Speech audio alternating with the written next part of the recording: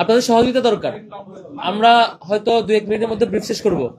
Number 1, 2019 সালে যখন ডাকসু হয়েছিল তখন সেই সময়ের দ্বিতীয় কার্যনির্বাহী সভায় প্রস্তাবনা উঠিয়ে শেখ হাসিনাকে আজীবন সদস্যপদ, ডাকসু আজীবন সদস্যপদ দেওয়ার একটা ঘোষণা তারা দিয়েছিল এবং অনেক সংবাদ মাধ্যমে সেটি নিউজও করেছে। বাস্তবে ডাকসুর গঠনতান্ত্রিক নিয়ম অনুযায়ী কাউকে আজীবন সদস্যপদ দেওয়া অথবা নির্বাহী বৈঠকের সিদ্ধান্ত অনুযায়ী কাউকে সিদ্ধান্ত নিয়ে সদস্যপদ দেওয়া এই ধরনের কোনো এখতিয়ার নাই। সেই সময় সিদ্ধান্তটি সম্পূর্ণ অবৈধ, সেটি আজকে আমাদের আলোচনা হয়েছে এবং সেটি সম্পূর্ণ অবৈধ ছিল এবং শেখ হাসিনাকে সেই সময়টিতে যেটি আজীবন সদস্যপদ দেওয়ার ঘোষণা, সেই প্রস্তাব তোলাটাও গণতান্ত্রিকভাবে অবৈধ। সেটি যেটি পাস হয়েছে এবং পাশে রেজুলেশন হয়েছে, ঘোষিত হয়েছে, নিউজ হয়েছে, সবটাই অবৈধ প্রক্রিয়ায়। এটি কোনোভাবে গ্রহণযোগ্য না, সেটা আমরা আজকে আলোচনা করেছি এবং তার প্রস্তাবনাটাই বাতিল। পাশ হওয়াটা দূরের কথা, সবটাই অবৈধ এবং ইনভ্যালিড প্রস্তাবনা এবং গঠনতান্ত্রিক নিয়ম অনুযায়ী নির্বাহী বোর্ডের এই অথরিটি নাই কাউকে সম্মাননা পদ দেওয়া, সদস্যপদ দেওয়া। এটা একটা এজেন্ডা যেটি আজকে সিদ্ধান্ত হয়েছে। দ্বিতীয়টি, ডাকসুকে একাডেমিক ক্যালেন্ডারের আওতায় নিয়ে আসা আমাদের একটি সকলের কমন একটা ইশতেহার ছিল এবং কমন টার্গেট ছিল। আজকে আমরা সকলে একমত হয়েছি ডাকসু নিয়মিত হওয়ার ব্যাপারে।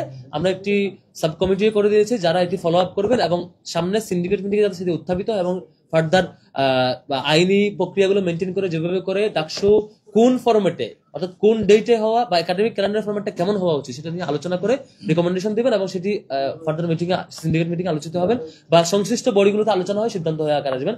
আজকে আমাদের উপস্থিতিতে 28 জন যারা নির্বাচিত প্রতিনিধি এবং 2 জন শিক্ষক, কোষাধ্যক্ষ এবং ভিসি প্রত্যেকে একমত হয়েছে ডাকসু নির্বাচনটাকে একাডেমিক ক্যালেন্ডার আওতায় নিয়ে আসতে হবে।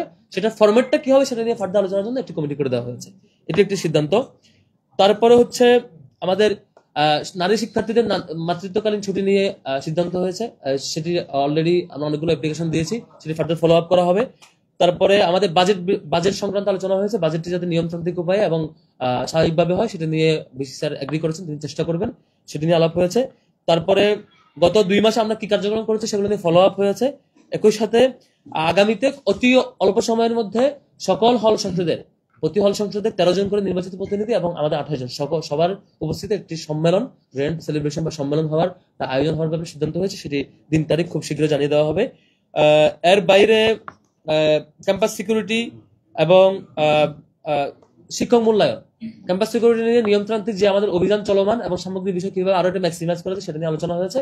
এবং একই সাথে আমাদের আলোচনা হয়েছে শিক্ষক মূল্যায়ন পদ্ধতি কিভাবে শিক্ষা মূল্যায়ন পদ্ধতিটা সকল ডিপার্টমেন্টে সমান মানে প্রয়োজন অনুযায়ী সেটি বাস্তবায়ন করা যায় সেটা নিয়ে আলোচনা হয়েছে এবং সেটি আগামীতে আমাদের এদিক থেকে আমাদের রিকমেন্ডেশনটা যাবে সবার সম্মিলিত সিদ্ধান্তে এবং পরবর্তী ডিনস কমিটির মিটিং এ যাতে এটা আলোচনা হয় এবং সিদ্ধান্ত আগে সে ব্যাপারে আমাদের রিকমেন্ডেশন যাবে এবং আমরা চাচ্ছি খুব দ্রুতই শিক্ষা মূল্যায়ন পদ্ধতি চালু হবে।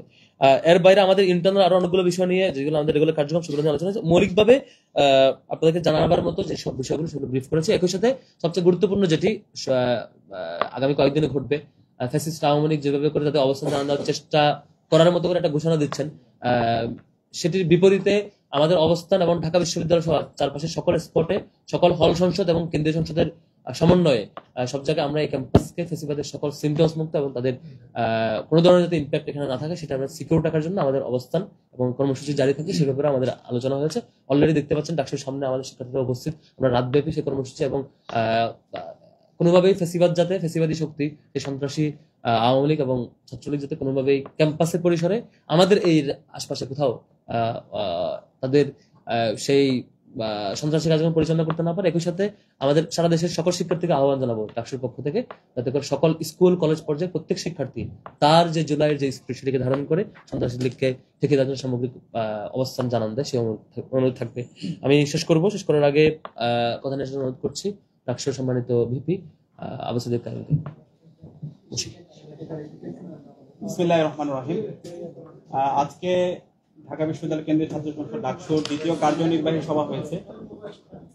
আজকের সভাটি একটি ঐতিহাসিক সভা এই কারণে যে আমরা দেখতে পেয়েছি স্বাধীনতার পরে বাংলাদেশে আজ পর্যন্ত মাত্র 7 বার ডাকসু হয়েছে। এই ডাকসুকে সবসময় অকার্যকর রাখা হয়েছে। ছাত্র সংসদ নির্বাচন যেন না হয় সেটার জন্য যা যা করা দরকার তাই করা হয়েছে। তো আমরা বলেছিলাম, আমরা যখন বিপ্লব পরবর্তী যতগুলো অ্যাক্টিভিজম করেছি আমরা বারবার বলেছি বাংলাদেশের প্রতিটি ক্যাম্পাসে ছাত্র সংসদ নির্বাচন দিতে হবে এবং আগামীর ছাত্র রাজনীতি হবে ছাত্র সংসদ নির্বাচনকে কেন্দ্র করে। Immigration to Canada. We provide the best quality service and solution for Canada immigration. Please visit our website and contact for details.